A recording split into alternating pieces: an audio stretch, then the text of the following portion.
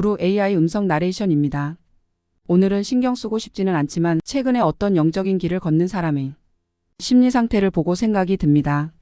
유년 시절부터 고통스러운 삶과 기나긴 세월 동안 고통에 몸부림칠 때 피해의식이 내 안에 조용히 자리 잡을 것입니다. 그 피해의식을 내려놓지 못하고 지금까지 간직한다면 상당수 심리적 정신적으로 부정적일 수밖에 없습니다.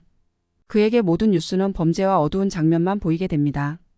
그렇게 그러한 정신 상태를 유지하게 된다면 정신분열증 조현병으로 발전할 수 있다는 것입니다. 조현병이 한순간에 생기기보다 이것이 지속되는 스트레스와 피해의식이 강화되어 뇌의 기능을 파괴하고 조현병으로 발전할 가능성이 높습니다. 누군가 감시를 한다는 망상이나 누군가 자신을 피해를 준다는 망상으로 발전합니다. 도계에서도 수행을 할 때 어쩌다 주와 인마 마장을 만나서 정신착란과 정신분열증으로 발전한 분들도 종종 이야기되고 있습니다. 현대 부처님의 동수와 함께 수행할 때 그 동수가 마장에 빠져서 독살스럽게 쳐다보며 시기 질투를 하는 모습을 보았답니다. 그래서 부처의 스승께서 잘 보살펴라 하여 치료를 장기간 했답니다. 마장에 빠지는 경우는 대단히 많은 에너지를 소모하게 된다고 합니다. 10사람을 깨닫게 하는 힘 정도의 에너지가 소모된다고 합니다. 최근 그의 텍스트를 읽어보면 점점 더 과대망상과 피해의식이 표출되는 것을 발견합니다. 참으로 안타깝다는 생각이 듭니다. 처음은 피해의식이 남아있다는 생각이 들었지만 텍스트가 점점 더 과대망상과 정신불열로 나아가고 있습니다. 모든 사람은 인생 시나리오에 따라 적당한 고통과 적당한 즐거움이 있습니다. 그에 더해 더 고통스러운 삶을 안배받은 사람도 있습니다. 어느 순간 중년이라는 세월이 흐를 때 저는 이러한 고통스러운 감정적인 드라마가 나를 조종하는 것에 대해서 분노했습니다. 이것은 카르마와 연극이자 드라마 연출인데 그 연출대로 내 삶이 진행되는 것에 대단히 거부합니다. 내 자신이 이런 시나리오에 마인드 컨트롤 당한다는 게 한쪽으로는 분노스럽습니다. 물론 삶의 대부분이 무덤덤하게 살아왔지요. 이 세상의 영적인 길을 걷는 대부분 사람들은 일반인보다 더 고통스러운 삶을 살아왔습니다. 그렇다고 지나치게 피해 망상으로 빠져서 살아가지는 않습니다. 대부분의 영성인 또는 수행인이 이번 생에 자신도 모르게 태어나기 전 인생 프로그램으로 안배된 영적인 길로 들어설 때 많은 부분이 신체적, 감정적, 정신적 데미지를 입습니다. 삶은 출생부터 즐겁거나 아니면 평범한 삶이거나 그렇지는 않습니다. 어떤 상승 마스터도 말했지만 영혼들은 고통 없는 풍요로운 삶을 두려워한다고 합니다. 그들은 삶에서 에고와 영혼이 타락으로 떨어질까 두려워한다고 합니다. 그래서 상승 마스터는 삶을 풍요롭게 우아하게 깨어나는 방법이 좋다고 합니다. 꼭 인생의 고통을 떠안고 깨어나야 하는 것은 아니라고 합니다. 다른 메시지에서도 오히려 고통스러운 삶의 과정은 부작용을 만들 수도 있다고 합니다.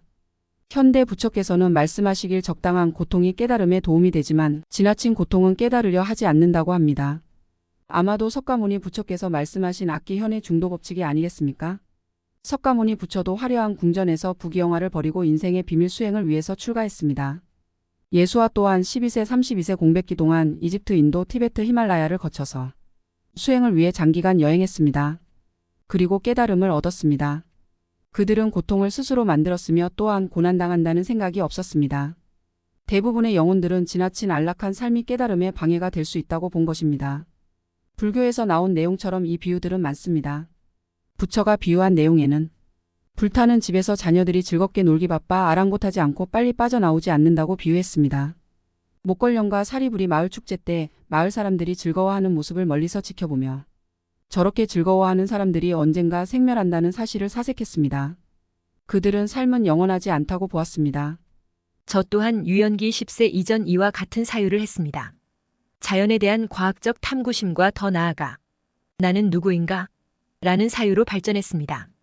그러나 그렇게 한가롭게 사치스러운 생각을 자주 할 수 없었습니다.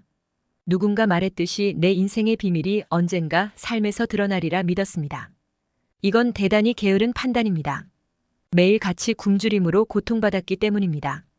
도대체 3일에 밀가루 음식 한 끼로 6년을 살아오면서 모친이 무엇이 미쳐서 저러는지 이해할 수 없었습니다. 집안 잘 되게 해달라고 한동안 매일 쌀 2대를 공양하면서 누나를 안진뱅이 장애인에게 맡기고 저는 매일 이틀 3일을 굶어야 했습니다. 도대체 저 천재적인 지능을 가지고 대학도 우수하게 졸업한 모친이 왜 저러는지는 이유를 알 수 없었습니다. 삶은 신체적 굶주림만이 아닙니다. 감정적, 정신적 고통까지 엄습해오죠.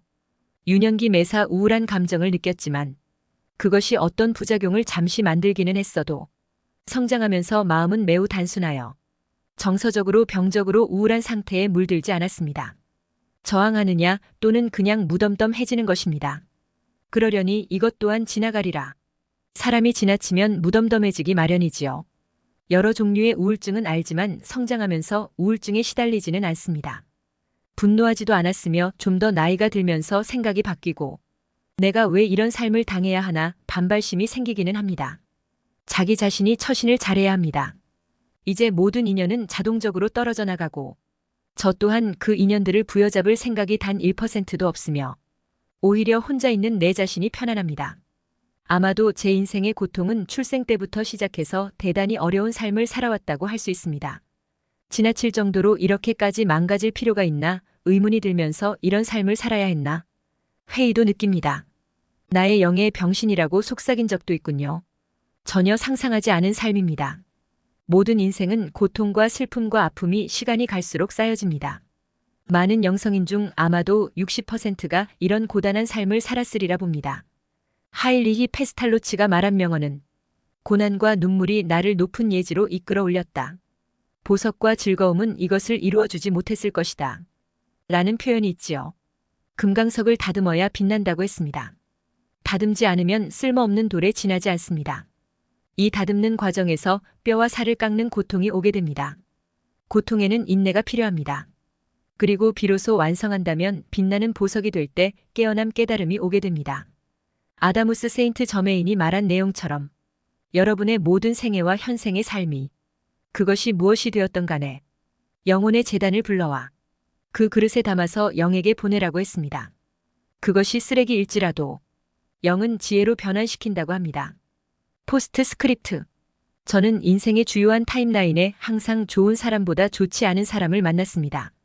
좋은 사람이 더 많지만 그중 매우 중요한 타임라인 시기에 학교나 직장이나 사회에서 1만 명 중 1명이 내 삶에 스트레스를 주는 인물들이 등장합니다. 내 인생의 이 주요 인물들을 나열한다면 이렇습니다. 첫 번째가 부모였으며 두 번째가 선생이었습니다. 세 번째가 공장 3살 차이 형들이며 네 번째는 개같은 식당 주인들이었으며 다섯 번째는 소시오패스 악마 고향 친구였으며 여섯 번째는 PC방 조중환자 사장이었으며 일곱 번째는 일부 거래처 성격장애를 가진 피해의식이 쩔은 사장들이었으며 여덟 번째는 주변 동종업계 조현병 소시오패스 동생놈이었으며 아홉 번째는 주변 동종업 소시오패스 형이었으며 열 번째는 그 아무개도 생각나지 않은 인성 쓰레기들이 포함될 것입니다. 그렇게 인생은 무덤덤하게 지나왔으며 나는 칼처럼 인연을 끊을 수 있습니다. 더 이상 나의 감정을 다치게 하고 싶지 않습니다. 더 이상. 이제 끝. 정말. 그러는 놈을 저주할 수도 있어. 라고 말이죠. 내가 저주하지 않아도 그런 인간은 스스로 자멸하리라. 믿습니다. 그런 어두운 사람들마저 한 측면에서는 측은지심 마음이 들기도 합니다. 그 정도만 기본 마음을 내면 됩니다.